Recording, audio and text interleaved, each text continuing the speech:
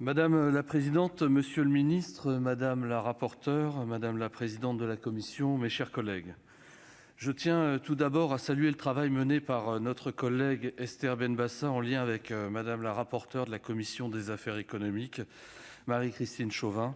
Elles ont mené un travail complet en consultant les acteurs des filières.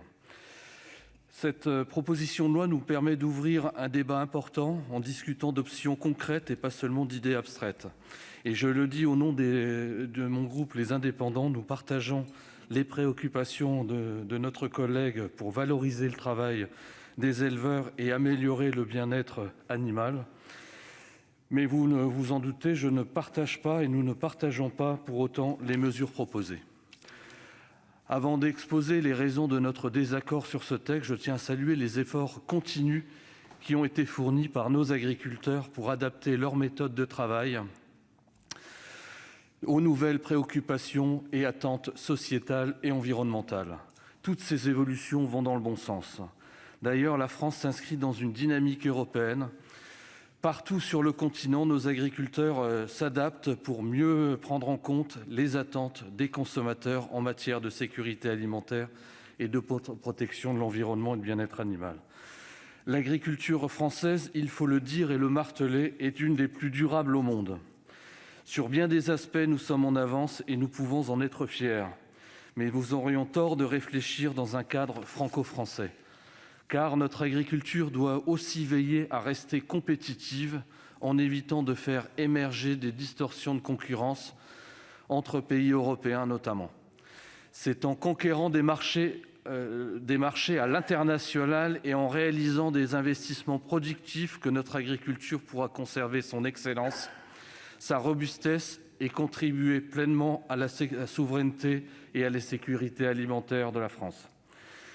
Si nous décidons de faire peser de nouvelles contraintes sur nos agriculteurs de façon franco-française, cela altérera irrémédiablement la compétitivité de notre agriculture et risquera de laisser davantage encore la place à des produits importés qui ne respectent pas toujours nos valeurs.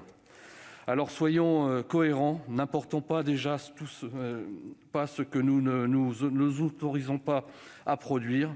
Il faut donc travailler au niveau européen pour avancer de façon collective et concertée, mais aussi au sein des accords internationaux. Le Sénat travaille depuis longtemps pour soutenir les évolutions de notre agriculture en lien avec les préoccupations de nos concitoyens. Ce fut le cas durant l'examen de la loi Égalim. Lors du dernier budget également, nous étions nombreux à soutenir la modernisation des abattoirs et des élevages dans le cadre du plan de relance. Cela donc nous montre que nous pouvons améliorer notre performance économique en y intégrant le bien-être animal. En conclusion, je rappellerai que nous devons aussi nous préoccuper du bien-être des éleveurs qui aiment leurs animaux. Leur métier est difficile et exigeant. Il leur faut beaucoup de passion pour l'exercer. Qu'ils soient donc aujourd'hui remerciés et honorés dans cet hémicycle. Merci, cher collègue.